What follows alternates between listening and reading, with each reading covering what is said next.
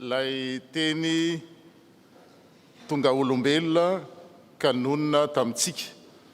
Izany indray no lohahevitry ny zao Noely 2024 amin'ny fotoana fidirana voalohany iarabanantsika rehetra tratra na tratra izany andro Noely izany. Raha nanomboka tamin'ny voalohany volana aladiny advent isika dia nandrehatra labozia hatrany. Fa anio kosa dia tsisy intsony izany labozia izany satria ilay fahazavan'izao tontolo izao nefa tonga mitaratra sy manilo ny fiainantsika sy ny diantsika. Koa fifaliana no iarabanantsika rehetra amin'izao andro Noely izao, ialana tsiny noho ny fahatarana kely noho ny fandaminana. Soyez les bienvenus, vous tous, en cette église. Dimanche après dimanche, depuis le premier dimanche de l'Avent, nous avons allumé des bougies. Aujourd'hui, en ce jour de Noël, nous n'allumons plus de bougies, car nous sommes venus ici célébrer la naissance de celui qui est devenu la vraie lumière, Jésus-Christ. Amen. Ho aminareo aneny fahasoavana sy ny fiadanana avy amin'Andriamanitra Ray sy Jesosy Kristy Tompo izay mampiona antsika amin'izao fotoana izao, ny fanahy masina izay mitarika atsika. Ho andreo izay manaraka izao fotoam-pivavahana izao amin'ny alalany hainao manjery, ho andreo izay mety any amin'ny hôpitaly, eo am-pandriana, eny an-dalana, n'aiza no misy anao dia fifaliana ho an'ny fiangonana no manonona ny fiadanana izay nampanantenan'ny anjely ho antsika mianakavy. La grâce et la paix vous soient données de la part de notre Dieu qui nous rassemble aujourd'hui, de Jésus-Christ qui nous aime et du Saint-Esprit qui nous éclaire et nous conduit. Pour toi, ma sœur, pour toi, mon frère, qui que tu sois, où que tu sois, chez toi, seul, en famille, sur le lit, dans la voiture, dans une chambre d'hôpital, où que tu en sois avec les seigneurs. Ce temps de culte de Noël t'est proposé, ce temps t'est donné, un temps mis à part avec Dieu, un temps à l'écoute de sa parole, un temps de prière, mais avant tout, un temps de louange. Donc je vous invite à vous lever pour lire ensemble le psaume du jour. Miobi ho an'ny tompo ry tany rehetra, velominy ioboka mihira. Mankalaza ny tompo amin'ny lokanga, dia amin'ny lokanga sy ny feokira, amin'ny trompetra sy ny fitsofana ny anjomara, ka miobi ao anatrehan'ny tompo mpanjaka. Amen. Tonga indray reny Noely.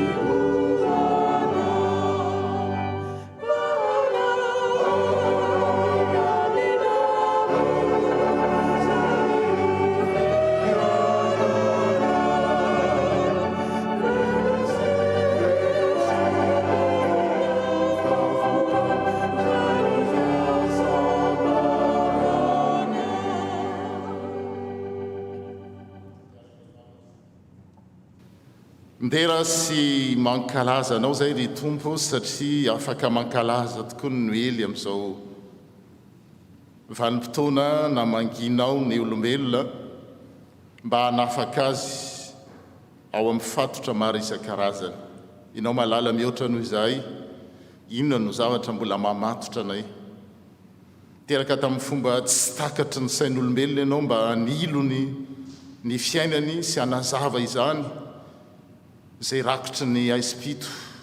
Tonga naneho fitiavana taminay ianao dia ilay fitiavana mandrakizay ary azo antoka fa tsy misy, tsy hisy ary tsy nisy asaraka anay amin'izany fitiavana zay nasehonao amin'ny Kristy izany. Koa ampanetretena no anehonay ny fankasitrahana tanteraka tompo, kanefa koa tsy miafina aminao ny fiainanay rehetra. Trotraky ny ady saina zay, lany fotoana mienomenona sy velotaraina ka tsy manam-potoana intsony hitodiana aminao. Variana amin'ny fitsikirana sy ny fikomiana any ka tsy manam-potoana hanenenana na hialana amin'ny ratsy izay natao. Hialana amin'ny fitiavatena, fitiavan-tseza, fitiavam-bola, fitiavam-boninahitra, na dia mazana azy hanaratsiana sy hanitsahana ny zon'ny hafa izany. Ary ny zava-doza indrindra tompo dia tsy tsapanay akory ny alala ny fahaverezanay raha tsy tonga ianao Jesosy nampahafantatra anay izany. Ka mifona mivalo aminao zay, atsangano zahay mba ho zanaka manoa tahaka ny Kristy Jesosy. Seigneur Jésus, un jour, tu es né dans une crèche, mais aujourd'hui, tu es présent dans nos vies. Remplis-nous de ta vie, Seigneur. Gloire à toi d'âge en âge, qui, par la naissance de ton Fils, a visité la terre et a répondu à l'attente des hommes, à l'attente de l'humanité. Et par cette naissance bénie, par cette présence miraculeuse, tu viens éclairer notre nuit et nous révéler ton amour incommensurable, un amour inégalable, un amour dont rien désormais ne peut nous séparer. Dans la reconnaissance et dans la joie, humblement, nous t'adorons. Seigneur, le monde où nous vivons, tu sais très bien mieux que quiconque, il est si déchiré, souffrant, que nous n'avons plus envie de nous plaindre, que de nous repentir, plus envie de te faire de reproches que de nous en faire à nous-mêmes, plus envie de nous révolter que de regretter. Pourtant, nous commettons le mal et causons la douleur. Nous sommes par nature égoïstes, injustes et méchants. Nous aimons l'argent, le pouvoir et le plaisir au détriment des autres. Nous ne serions pas conscients de la gravité de cette situation si tu ne nous l'avais révélé toi-même en Jésus-Christ. C'est pourquoi, en son nom, nous te supplions de nous pardonner, que ton pardon nous relève en vue d'une libre obéissance, nous réjouisse et nous rapproche de toi. C'est en Jésus-Christ que nous te prions. Amen. Riavana enoy ny teny zay anehoan'Andriamanitra ny fitiavany amintsika amin'izao andro noely izao. Izao no nanehoan'Andriamanitra ny fitiavany atsika tsirairay. Izy no tia atsika meloa ka naniraka ny zanany hoe eo amin'izao tontolo izao mba hahavelona atsika amin'ny lalany. Naniraka ny zanany lahatokana ho sorom-panorenana amelana ny fahotantsika Andriamanitra. Amin'izao vanim-potoana anjakan'ny samy maka ho azy izao no hanambarana amintsika indray fa toy izao no nitiavan'Andriamanitra nomeny maimaim-pona ny zanan'ilay tokana ilay menaky ny ainy mba tsy ho very zay rehetra mino azy fa hanana fiainana mandrak'izay. Voici comment Dieu a manifesté son amour pour nous. Il a envoyé son Fils unique dans le monde afin que nous ayons la vie par lui. Et l'amour consiste en ceci, non pas que nous avons aimé Dieu, mais en ce qu'il nous a aimés le premier. Et il a envoyé son Fils pour être le sauveur du monde. Dieu est amour. Alléluia. Mideran tumpu. Amen. Fitombenimpolo andiny voalohany sy faefatra.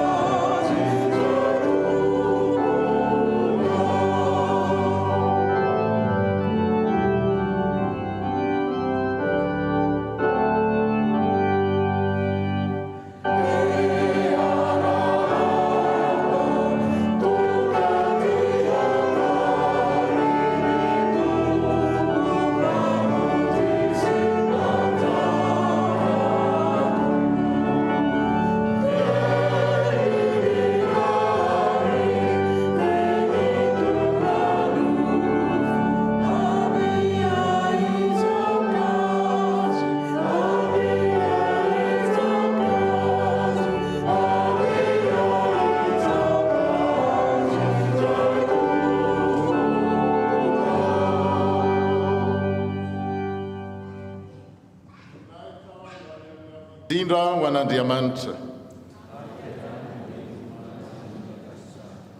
Eo am-pitsanganana ihany no anaovantsika ny andininy efatra amin'ny raika amin'ny valopolo ary aorianan'izany dia mboso mivaky teny isika.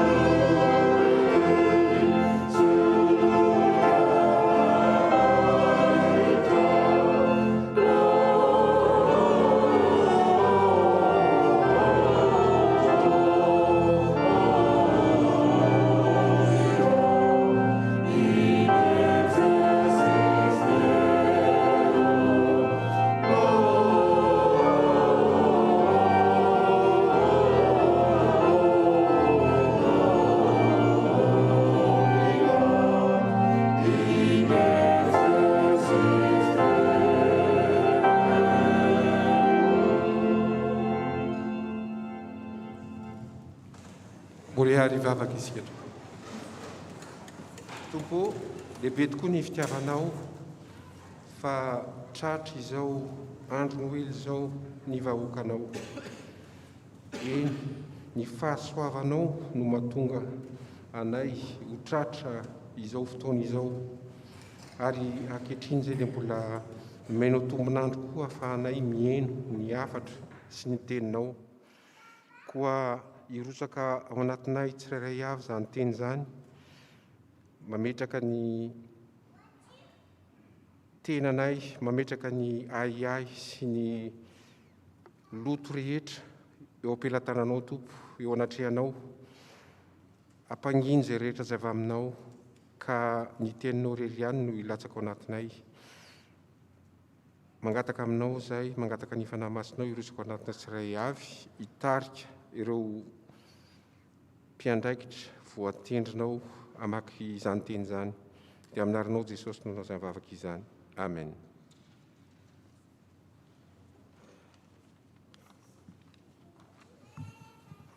Iaraka maky ny tenin'ny soratra masina isika.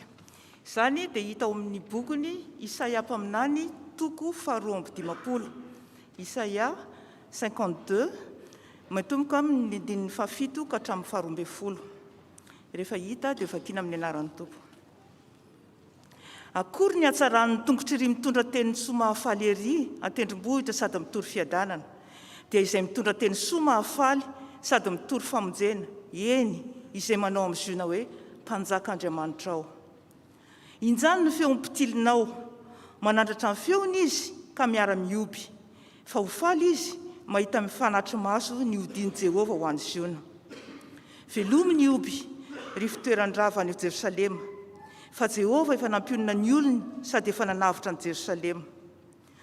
Jehova efa nampiseho ny sandriny masony teo maso firenena rehetra, ary ny farany tany rehetra ahita ny famonjen'Andriamanitsika.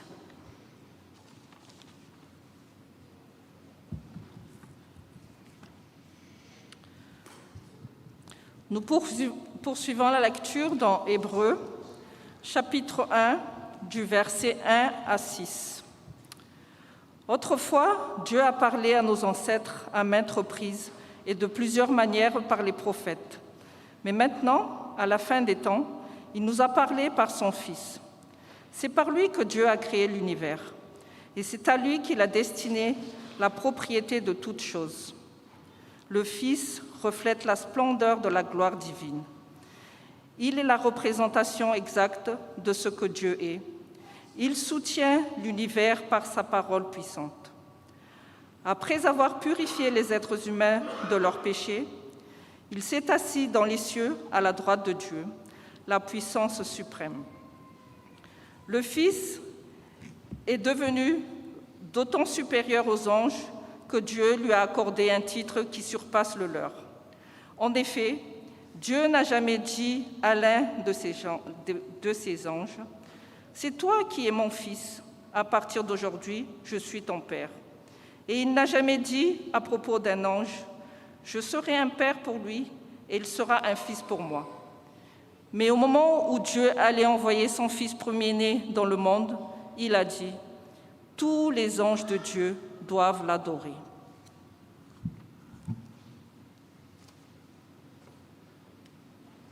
Toizantsika mivaky teny araky ny Jaona toko voalohany andininy voalohany ka hatramin'ny 12.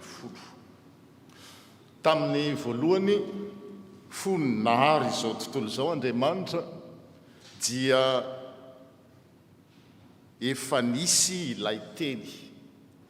Ilay teny dia nitodika tamin'Andriamanitra hatrany ary ilay teny dia Andriamanitra. Tamin'ny voalohany dia nitodika tany amin'Andriamanitra ilay teny. Izy no naharian'Andriamanitra ny zavatra rehetra, ka raha tsy teo izy dia tsy nisy ary ny zavatra no hariana. Ilay teny no nirakitra aina, ary io aina io no nitondra fahazavana ho an'ny olombelona, ary ny fahazavana dia mamirapiratra anatin'ny aizina, ka tsy nahasakana ny hazavana ny aizina. Nisy lehilahy anankiray nirahan'Andriamanitra, i Joany no anarany. Tonga ijoro vavolombelona i Joany, dia vavolombelona anambara ilay fahazavana, ka ny afatra nampitain'i Joany no ampiny ny olona rehetra. Tsy hoe i Joany no fahazavana, fa izy no vavolombelona anambara ny fahazavana. Ilay teny no tena fahazavana tonga amin'izao tontolo izao sady manazava ny olona rehetra.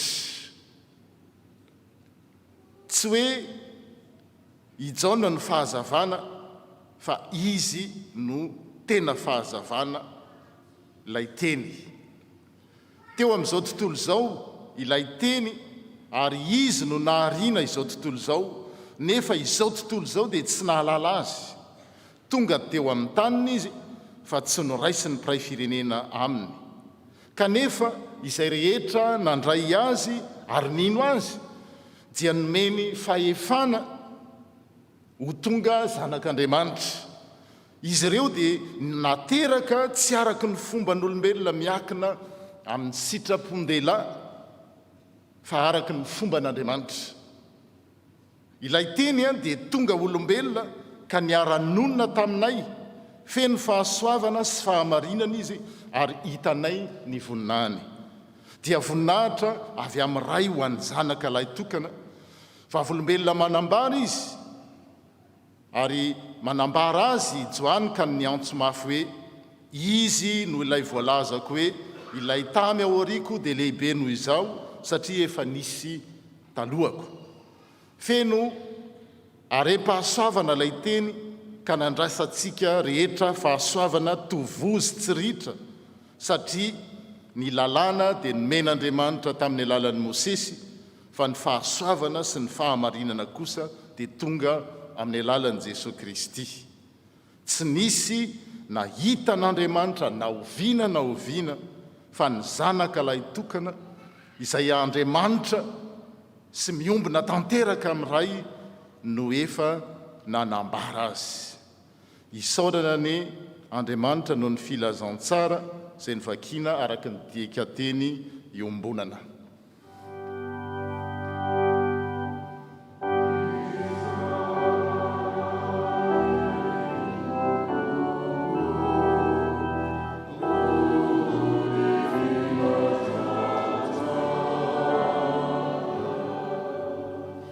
Eo am-pitsanganana no anaovantsika ny hira voalahatra.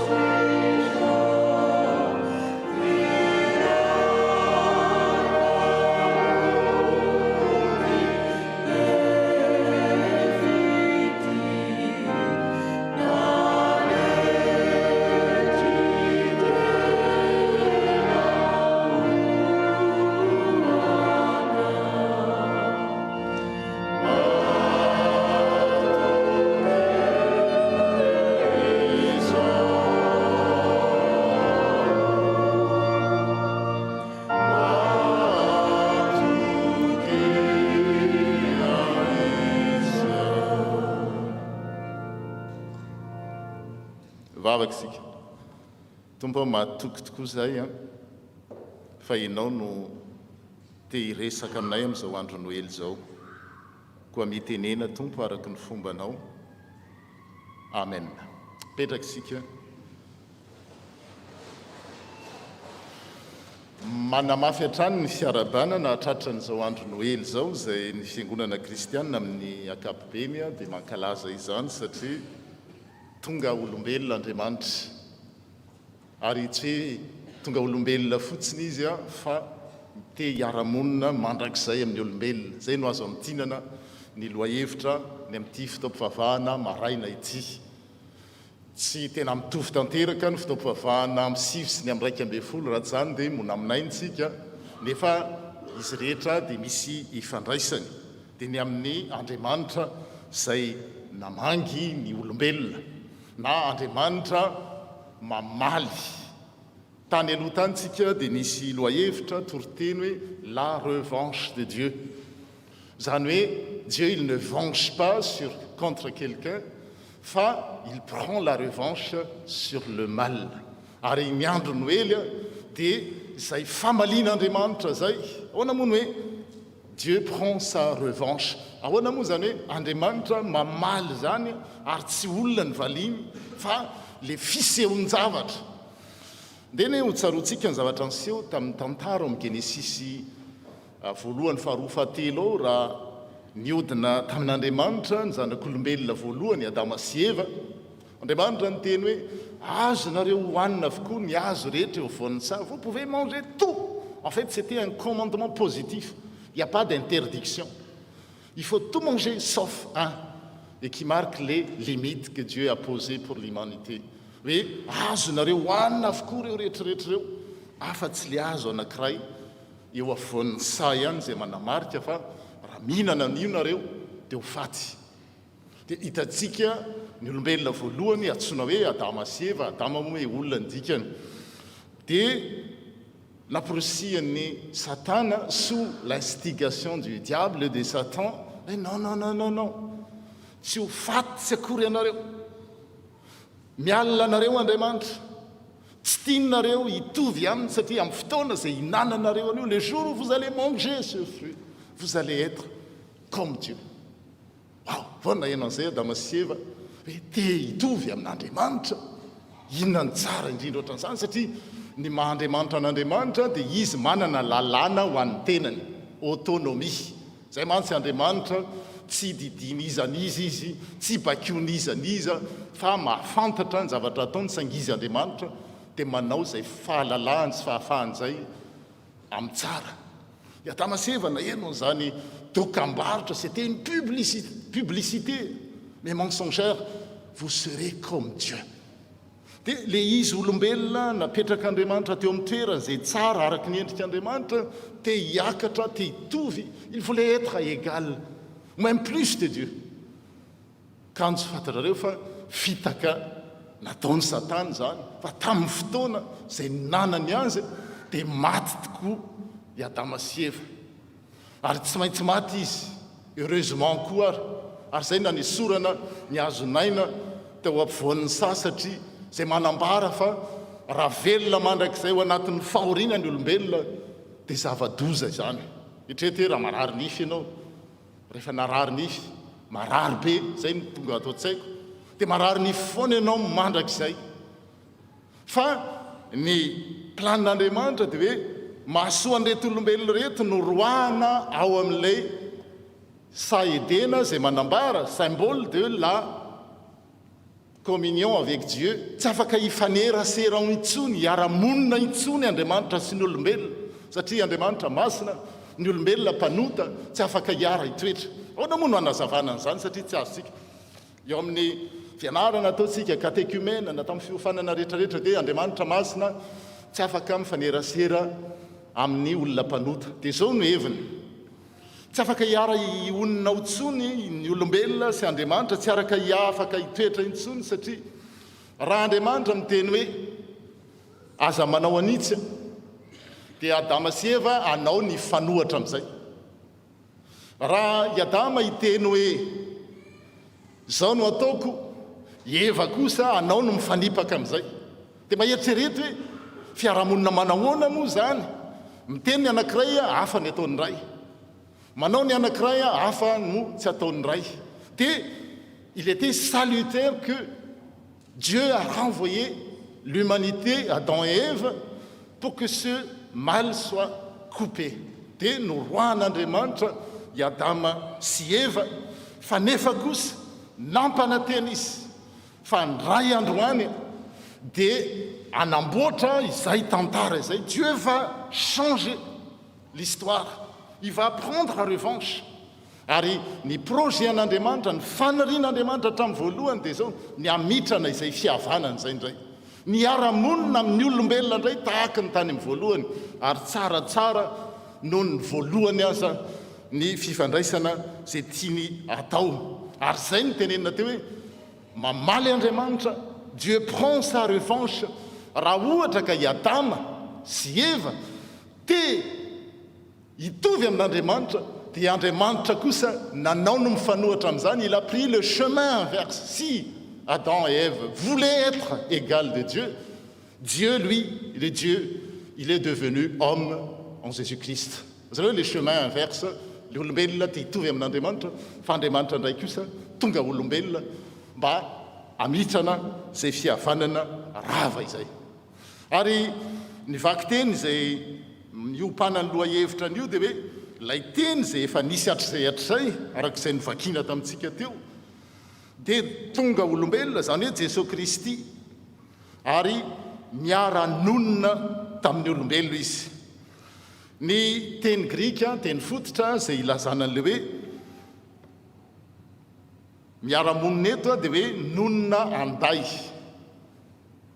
Dieu a dressé sa tente au sens campine fa amin'ny teny teo amin'ny soratra masina teo amin'ny baiboly dia ny dikany dia hoe tabernacle na hoe tranolay fiaonana na koa hoe tente de la rencontre ka teo amin'ny tantarany zanak'Israely raha hitantsika jerentsika ny any amin'ny Exodus 7:20 andininy fahatelo amby efapolo ka hatramin'ny fahenina amby efapolo dia izao no vakiny ny trano lay fiaonana dia tsy inona fa toerana ionan'andriamanitra amin'ny olony lieu où Dieu rencontre l'homme eo amin'io trano lay fiaonan'io Exodus 7:20 no ionako amin'ny vahoaka israelita ka ny voninahitro anome asina izany ny tenako mihitsy no anokana trano lay fiaonana sy ny altara c'est là dans la tente de rencontre que je rencontrerai les Israélites hébreu dia namey ale hoe sekina fantatsika le izy hoe sekina rehefa miresaka amin'ny jiositsika dia malala an'izany dia le trano lay fiaonana le izy cet endroit sera rendu saint par ma présence pleine de gloire zany hoe eo amin'io trano lay fiaonan'io no ionan'andriamanitra amin'ny vahoaka n'le mpanotra ary eo no anaterana le fanatitra maro be tamin'izany fotoan'izany mba hahatonga le fihavanana indray hivitrana ary isaky ny mifindrafindra ny zanak'Israely dia hoentina foana ny trano lay fiaonana iny ary atao eo afovoan'ny vahoaka tsy atao eny anjorom-bala fa atao eo afovoan'ny fitobiana zany na ny campement entina ilazana hoe eo Andriamanitra ary rehefa ajainy zanak'Israely ny fametrahana eo amin'ny toerany izany trano lay fiaonan'izany rehefa miditra eo Mosesy mivavaka dia tonga ny andro rahona sy andro rahona sy andro afo mandrakotra n'le trano lay fiainana dia manambara fa manatrika Andriamanitra ary ny zavatra azo antoka dia izao tsy misy maharesy ny zanak'Israely miteny an'izao foana hoe raha mijery ny kartetsika carte géographique dia mijery ny tany ny saritany ny Israely ny jiosy dia ohatra ny teboka kely raha hoarina amin'le firenena manodidina azy eo izay manana hery fahefana ohatrany ny égyptianina tamin'izany fotoan'izany c'était un empire ny assirianina ny babylonianina ny filistina ngeza be matanjaka avokoa fa tsy misy mihitsy nahakasika ny zanak'Israely rehefa manaja ny tenin'Andriamanitra izy fa amin'ny fotoana izay hidinany reto zanak'Israely reto amin'Andriamanitra dia baby ho trano lay fiaonan'io dia hoentin'ireo fahavalo apetrany any dia fadiran'ovana ny zanak'Israely ka io trano lay fiaonan'io dia manambara tandindo ny Kristy tamin'izay fotoan'izay hoe ao amin'ny Kristy ao amin'ny Jesosy Kristy no iaona an'Andriamanitra indray amin'ny olombelona hitondrany ny fahasoavana rehetrarehetra. Raha namaky an'ilay vakiteny teo isika dia gaga mihitsy mahita ny zavatra hoe tian'Andriamanitra omena amin'ny zanak'Israely. Ny zavatra tian'Andriamanitra omena ny zanak'Israely, na omen'Andriamanitra ny fiangonana, na omen'Andriamanitra izao tontolo izao, zany hoe le teny dia Andriamanitra ao amin'ny teny ny fahazavana, lalina be ny vakiteny izay no vakiana tamintsika teo. Andeny hoe hojerena ny Jaona voalohany Jaona toko voalohany amin'ny andininy voalohany, araka ny voalaza teo dia hoe tamin'ny voalohany ny teny, ary ny teny dia Andriamanitra, ary le teny dia nitodika tamin'Andriamanitra. Izy no naharian'Andriamanitra ny zavatra rehetra. Zany hoe le teny tonga nofo io dia tsy iza fa le naharian'Andriamanitra ny zavatra rehetra, ary raha tsy no io teny io dia tsy nisy zavatra no hariana na dia ray aza. Dia mba eritreretra tsara ny imaginer hoe le principe de vie, principe d'existence, zany hoe napisy izao rehetrarehetra izao no miara-monina amintsika, manaiky hiara hitoetra amintsika. Le nisiny izao rehetra izao, tsy nisy izao rehetra izao raha tsy izy. Zay no antsoina hoe existence. Fa tsy hoe mapisy ny zavatra rehetra ihany Andriamanitra, fa manome aina koa vy. Lay teny no nirakitra ny aina, manome aina, mahazo aina hoy ny malagasy. Ary le aina teneniny eo dia tsy bios, bio, manome an'ilay teny hoe biolojika, fa zoé, le ain'Andriamanitra. Zay mahatonga ny Renault hoe Renault Zoé, tsy manao pub hoe mividiana Renault, fa tsy mitovy ny psyché, psychologie, lazaina koa aina reny, sy ny biolojia, sy ny zoé. Ka raha miten'Andriamanitra hoe toy izao no nitiavan'Andriamanitra izao tontolo izao no meno ny zanan'ilay tokana mba tsy ho very zay rehetra mino azy, fa hanana fiainana mandrakizay. Le fiainana tenen'io dia hoe zoé, zany hoe le ain'Andriamanitra mihitsy no meny anao. Tsy mitovy amin'le hoe biolojia zay mety rehefa rava ny vatantsika dia maty, tsara mila kolokoloana io vatany io. Fa le aina omen'Andriamanitra hoe izy no nirakitra aina, dia zao le ain'Andriamanitra, c'est la vie de Dieu. Omen'Andriamanitra zany fisinany olona, existence. Fa omen'Andriamanitra koa aina zoé amin'ny heviny zoé. Ary tsy vitan'izany fa io aina io koa no mitondra fahazavana, manilo ny dian'ny olona, manilo ny sainy, manilo ny fiainany. Ary zay tamin'ny voalaza teo hoe tamin'ny Noely, tamin'ny advento dia mandrehitra labozitsika ampatsiaro hoe ilaitsika ny fahazavana artificielle, lumière artificielle. Fa ilay tena fahazavana dia ilay fahazavan'Andriamanitra amin'ny Kristy izay manilo ny fiainan'ny olona, manilo ny saitsika.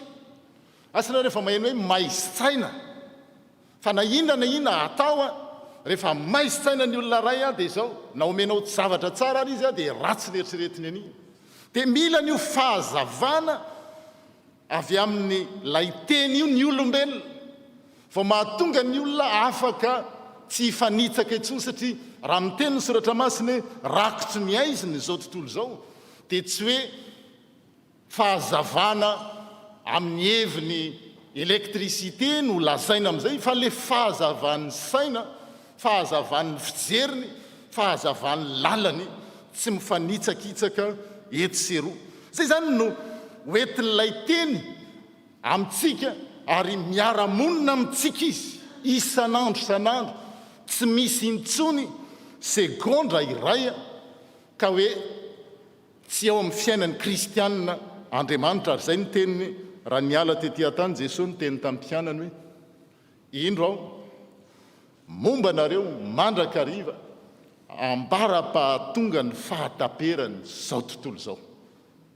Tsy misy tsony zany ho an'ny kristianina ka atsiaro izy hoe misy segonda anankiray tsy teo Andriamanitra.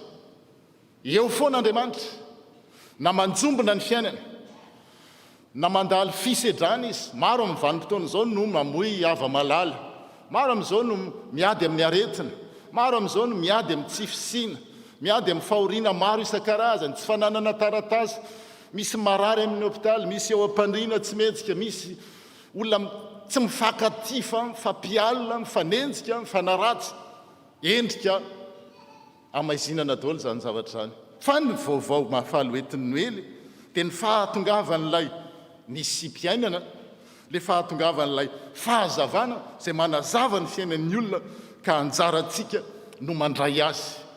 Ny fakiteny eo amaranana azy dia zao hoe zay nandray azy, io le teny efa nisy hatr'izay io zany, io le teny nisina io, tsy nisy zao rehetra zao raha tsy teo le teny, io le manome aina zoe io fa tsy bios psykesy ihany, io le teny izay fahazavana io, lumière de Dieu. Rehefa mamaky ny any amin'ny apokalypsy nareo dia hoe le tanànan'i Jerosalema tsy isy tsony masoandro nakitana anazava, fa le zanak'olona no anazavany olona.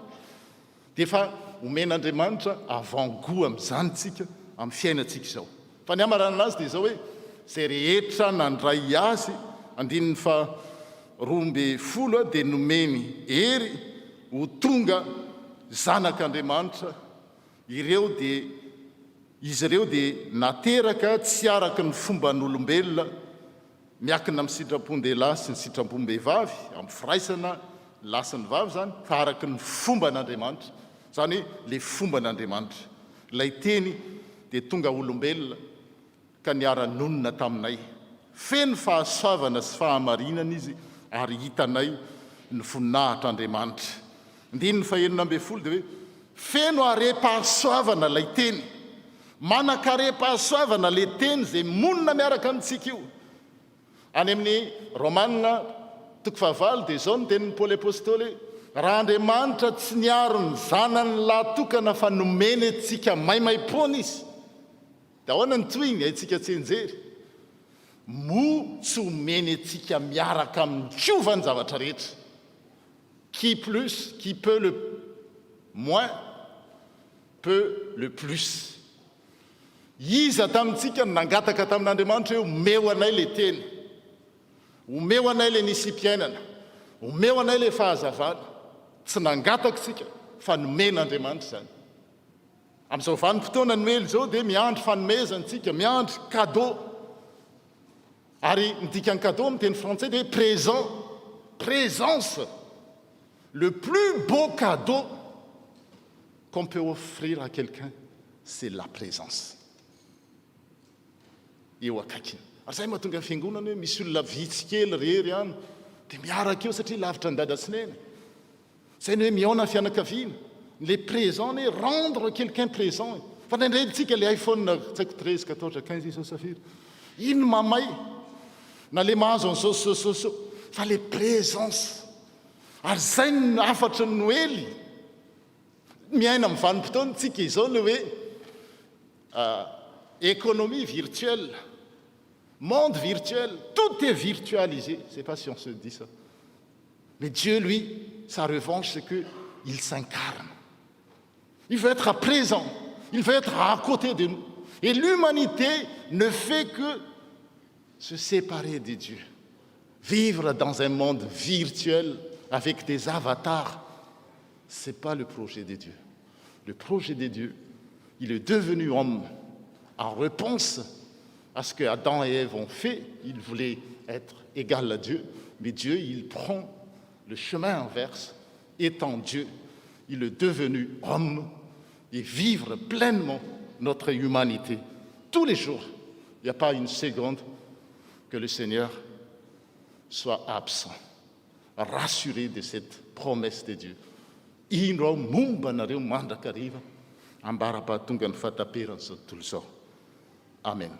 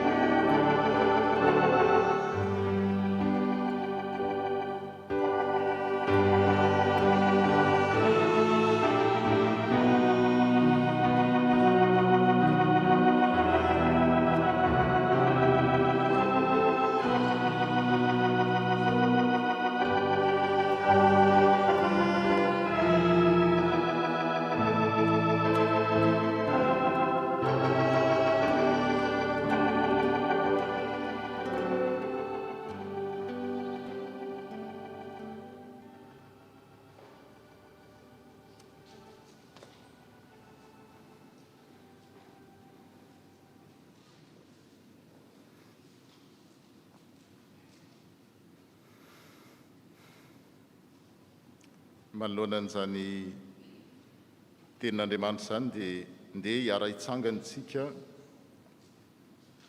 anambara ny finoantsika ary miroso avy hatrany koa amin'ny fanasan'ny tompo ny ao anatin'ny fanasan'ny tompo no anaovantsika ny fanekempinoana araky ny tsanta faraika amby folo fa melohan'izany dia ataontsika ny hira 320 tany finaritra satria izay no natokavan'Andriamanitra dia ny ahatonga n'ilay tany tontolo iainantsika ho finaritra dia ny mpandray fanasan'ny tompo rehetrarehetra no asaina amin'izany dia ireo diakona dia miroso etỳ amin'ny laona ary amin'ny fotoana izany tsika no hiaraka anambara izany fanekempinoana izany tany finaritra.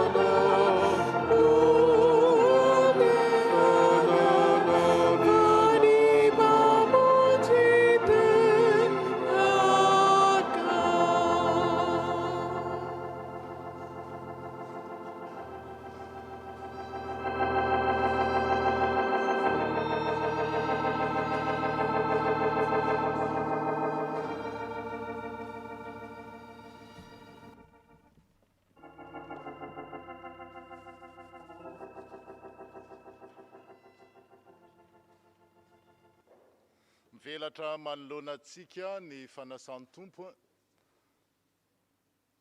izay manambara amin'ny fomba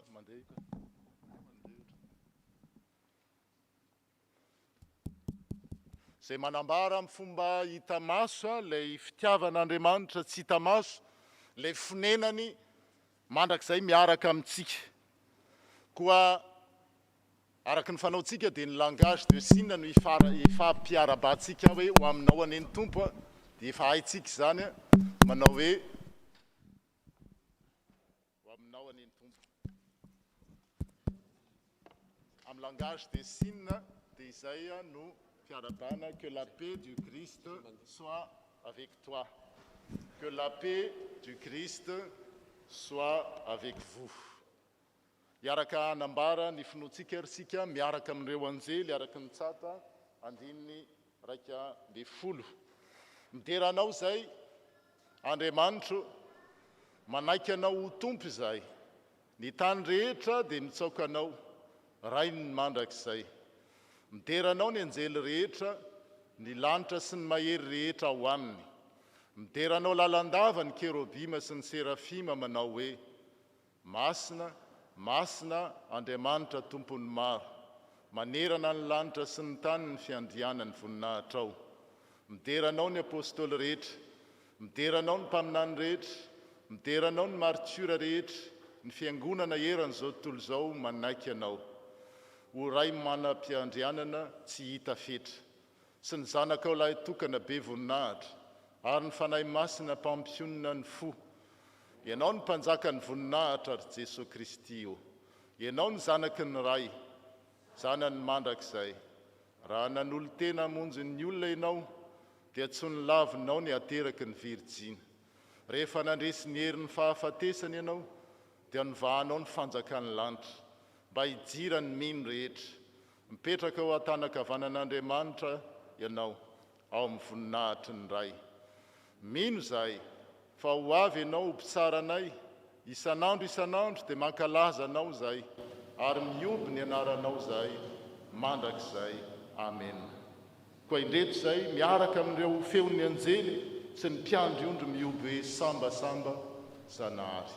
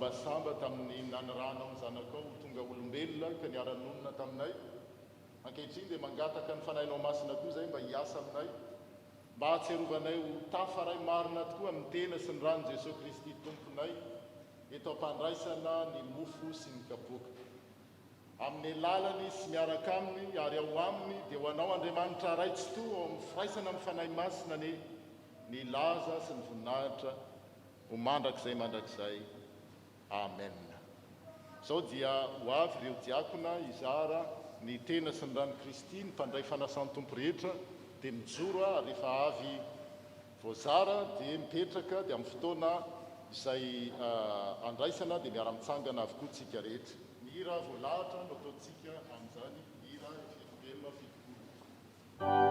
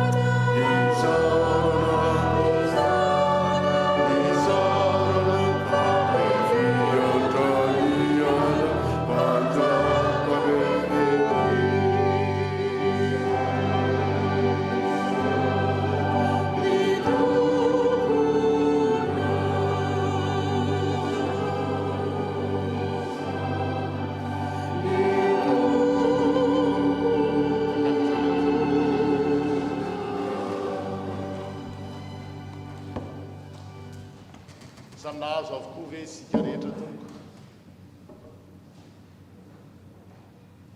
Jesosy Kristy tompo, raha mbola ny sakafo izy sy ireo mpianany dia nandray ny mofo, koa rehefa nisaotra izy dia novakiny ary natolony ny mpianany ary hoy izy, raiso hano ity no tenako.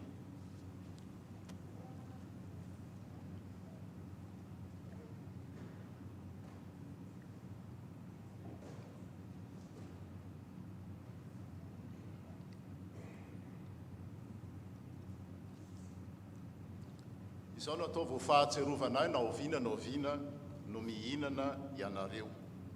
Ary nandray mikapoaka dia hoy izy, rehefa nisaotra dia natolony ireo mpianany ka nataony hoe, misotro amin'ity ianareo rehetra fa ity no rako, dia ny amin'ny fanekena vaovao izay alatsaka ho an'ny rehetra ho famelan-keloka.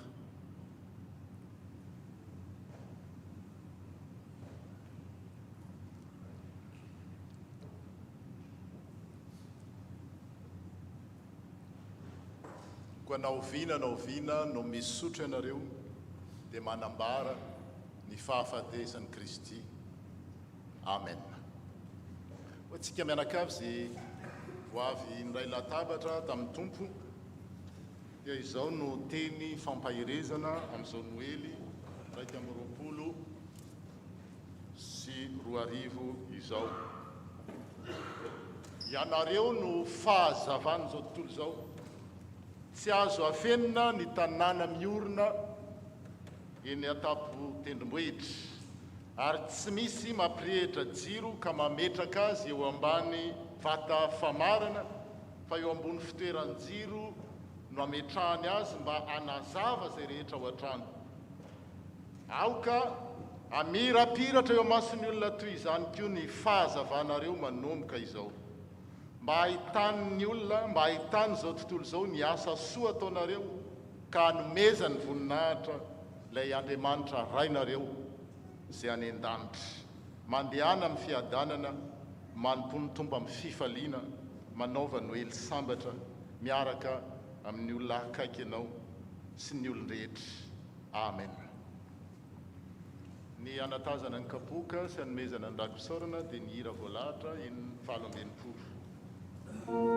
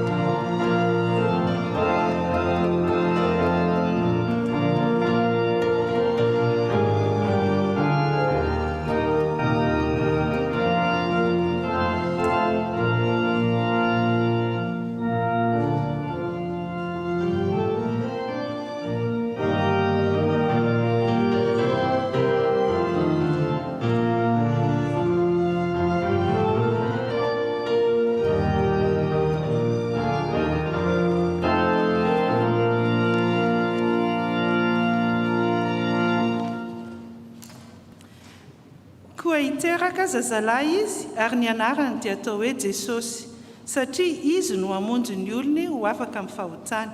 Matio 1:1-20.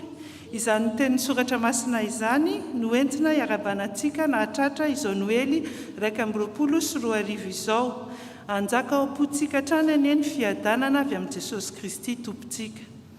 Misaotra mpitandrina Zanora Andrianandrasana koa nitarika sy nitondra ny sakafom-panahy ary nitondra ny fanasan'ny tompo tamintsika amin'izao fankalazana ny Noely izao. Mombanao hatrany anie ny tompo.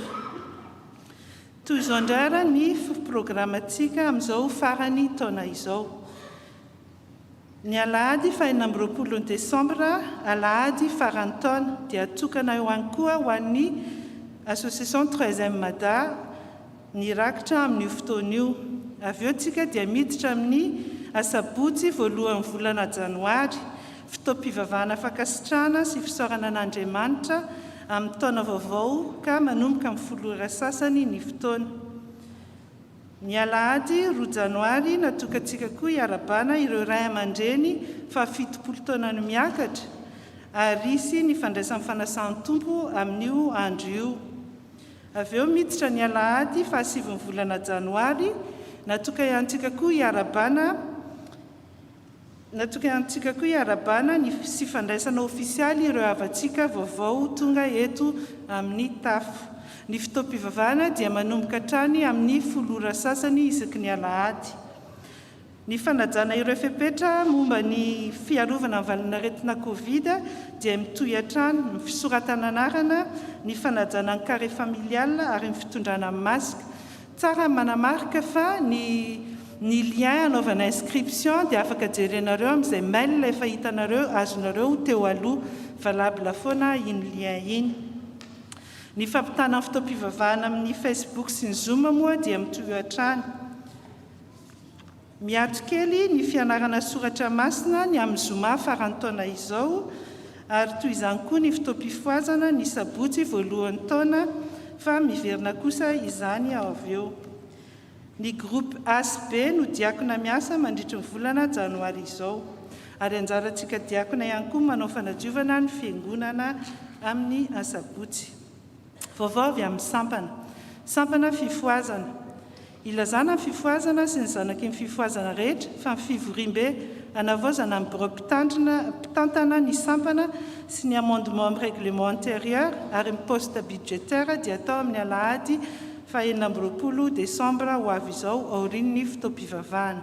Maniry ny fahatongavany rehetra ny birao. Sampana zava-maneno. Ho an'ny mpikambana sampana zava-maneno, atsoina ny mpikambana anatrika ny fifidianana birao hiasa 2 taona manaraka 20 sy 2020 sy 2020. Izany dia ho totosaina ny alahady 2 Janoary aorian'ny fanompoam-pivavahana. Manantena fahatongavantsika misaotra tompoko ny filoha.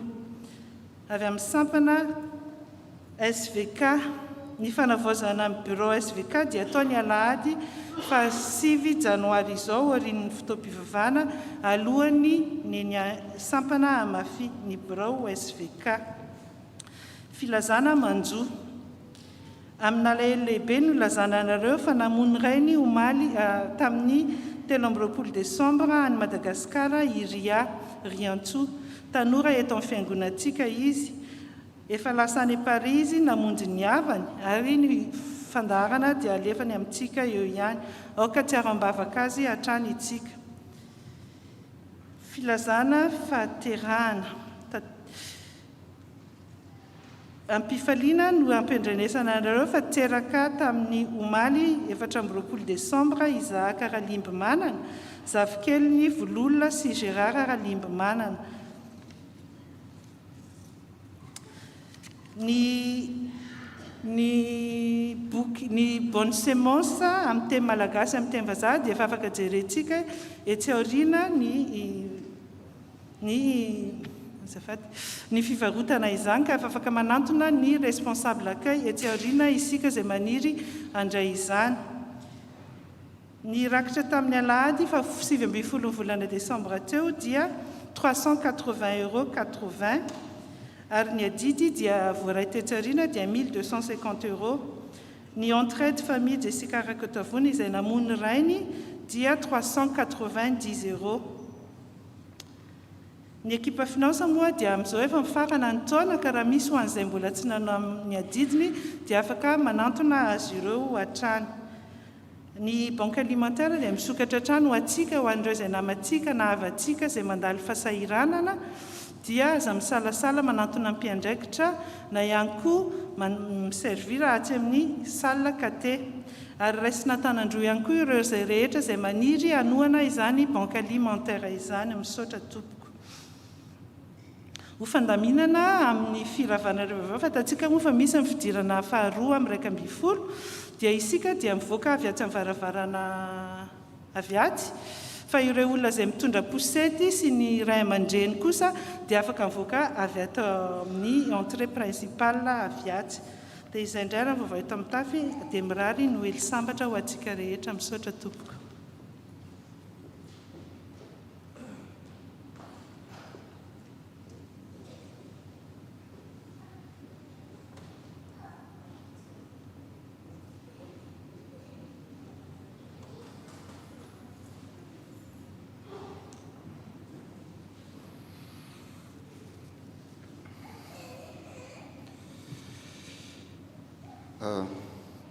Nous allons prier pour notre objectif local. Mbola misotranao zay tompo amin'ny fitiavanao mba fitanay ny asa izay natokanao anay tamin'ity taona ity. Mbola maro ireo asa mbola totosaina tompo ary mangataka amin'ny fitahinao hatrany amin'izay tandrina mety aminao tompo. Izahay tompo dia mpiasa ihany fa ianao ny kapiteny, ianao ny lohan'ny fiangonana. Ny asa rehetra tao dia ho fiterananao hatrany. Omeo hery, omeo tanjaka, fahasalamana ary fahendrena izahay rehetra tompo mba ahafahana manatotosa tsakany sy andavany izay sitraponao. Ny fanirinay tompo dia miaraka aminao hatrany. Saotranao zay tompo. Amen.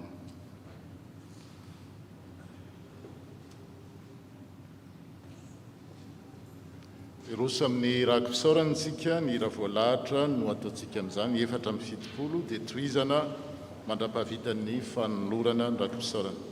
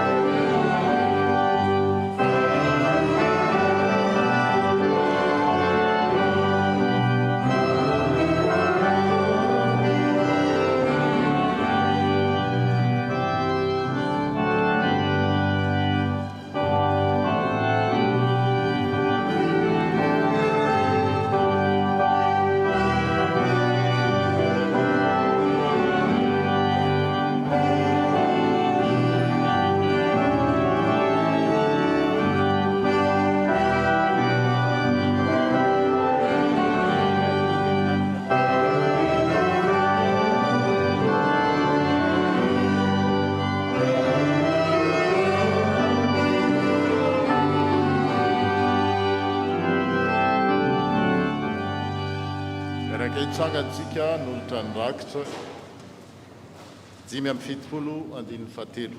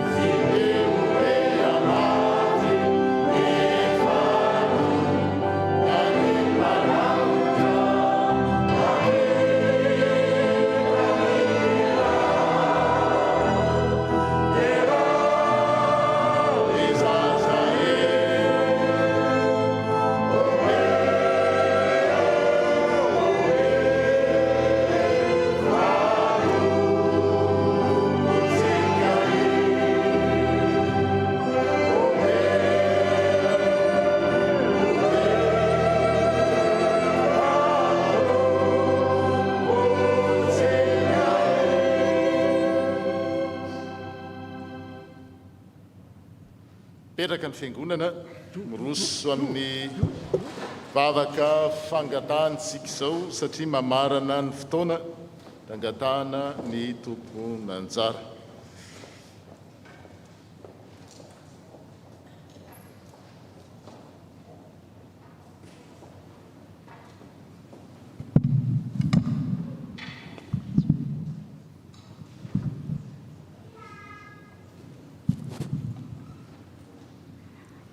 Iara ivavaksika isaoranay ianao ry Andriamanitra io fanomenao fifaliana izay tamin'ity krismasy ity no ariarinao androany tamin'ny fitiavan-dehibe dia nanomezanao ny zanakao lahy tokana dia Jesosy Kristy Tompo ilay teny tonga nofo kanonina taminay dia rainay mandrakizay ny anaranao noho izany. Misaotra tamin'ny famelan-kelo ka niraisinay teo ary misaotra ihany koa tamin'ny nafahanay nyray latabatra taminao, misaotra tamin'ny afatra izay nirenesinay ihany koa ary mangataka aminao izay mba ampitoetra izany teninao izany ao am-ponay. Lehibe tokoa ny fitiavanao Andriamanitra ary fantatray fa manome izay mahasoanay ianao. Ankehitriny dia indreto izay fiangonanao mitondra indray ny etaetanay sy ny etaetan'ny olona rehetra. Vavaka izay ho an'ny fiangonanao ny tafo Aix-Marsay mba tafio ny fahamasinanao sy ny fahamarinanao ka mba hijoro lalandava ho vavolombelonao eto amin'izao tontolo izao. Mivavaka izay ho an'ny sampana rehetra eto amin'ity fiangonana ity mba ampitaonao izay mba hiroborobony amin'ny asa fanomponanao. Tsaronay Madagasikara tanindrazanay amin'izao fotoana izao izay ao anatin'ny aretina sy ny endrim-pahantrana maro samihafa. Ny angatahanay aminao ry Tompo dia vangino taninay ka ianao no anaisotra ny zavatra ratsy rehetrarehetra mongotra ny ratsy rehetra ka mba hitondra fiadanana ho an'ny taninay ianao amin'izao fotoana izao. Ry Tompo, io anatrehanao ny fanondrinay rehetra ary ny fisintonay dia tsy misy miafina aminao. Amin'izao krismasy izao dia misy ny marary any amin'ny hopitaly, any trano, fantatray ary misy ny tsy fantatray. Trotroanay aminao izy ireny mba ho ampahirezinao sy homenao fahasalamana. Maro ihany ko ireo fianakaviana izay eo anatin'izao fety izao no trapaoriana. Ny fanahinao masina ilay fanahy mampionina no ankampionina sy ampitraka indray izay rehetra azony manjono. Misy ihany koa ireo manodrery amin'izao fotoana izao. Asehoy amin'izy ireny Andriamanitra fa ny fitiavanao dia tsy hasaraka aminy mandrakizay. Apetrakay aminao ny fiainanay rehetra. Apetrakay aminao ny fanoloran-tenanay. Apetrakay aminao ny fanavozanay indray ny fiainanay amin'izao Krismasy izao. Maro ny zavatra tianay angatahana aminao ary misy ireo vetsivetsy izay tononinay mangina ao anatinay eo.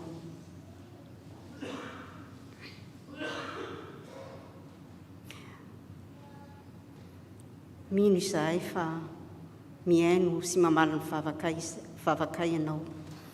Ary izany vavaka izany dia farananay amin'ilay vavaka mamy indrindra nampianarinao manao hoe: Rainay izay ny an-danitra, ho masinana ny anaranao, tonga ny fanjakanao, ataony ny sitraponao, ety an-tany tahaka ny an-danitra, meo anay nisy any zaza ao anay, ary mamelana ny rokay, tahaka ny namelanay izay miloka taminay, ary aza mitondra anay ny fakakana, fa manafanay amin'ny ratsy, fanao fanjakana sy ny hery ary ny voninahitra mandrakizay. Amen. Satran'Andriamanitsika satria totosa somatsara izao fotoam-pivavahana voalohany izao dia mirary fifaliana ho antsika mianakavy. Momba ny fivoahana dia misy fanazavana kely satria isy ireo namantsika avantsika mbola ho avy eo amin'ny 12 tsy maintsy diovina avokoa ny désinfectena ny ban zany sy ny fitaovana rehetra fa ny manana ny fanasan'ny tompo dia mba tsy fanena eo ambaravarana koa dia avy ato amin'ny akavy eo amin'ny misokatra io dia midina mitohatra dia mivoaka atsy amin'ilay varavarana misy gris atsy ambady. Sady fotoana ho any koa an'ireo izay mbola tsy malala mba mijery midécouvrira manao any ty tranontsika mianakavy tia mba mijery ny ao hitantsika izany. Dia mirary Noely sambatra antena izy moa ny teny malagasy dia Noely tsika zatra amin'ny teny hoe Krismasy fa Noely amin'ny heviny hoe Emmanuel, Dieu avec nous. Momba antsika Andriamanitra tonga nofo ary monina amintsika no rarina anaovantsika fety sambatra. Iaraka hitsangana ary tsika andray ny afatra sy ny tsodrana. Arak'izany tokoa dia momba antsika Andriamanitra monina amintsika isan'andro, isan'ora, isan-tseconde izy. Dieu est avec nous dans tous les moments de nos vies.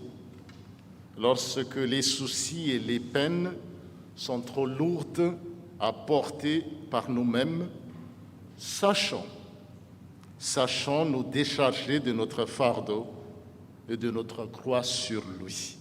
Il est là pour ça. Il vit pour nous pour ça. Il veille sur nous et il nous accompagne. Il nous exauce lorsque nous en faisons la demande à volonté. Avec le Seigneur, allons sur le chemin de la vie. Allons sur le chemin de l'amour. Car notre cœur est fait non pas pour haïr, mais pour aimer. Notre cœur est créé pour aimer.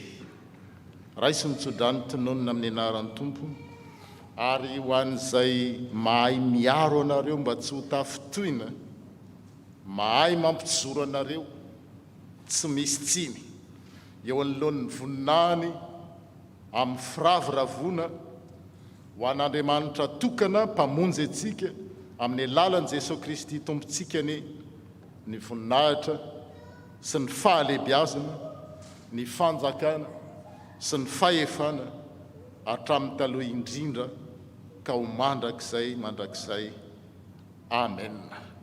Zay no mandatsika ry Jerosalema ary fiangonana.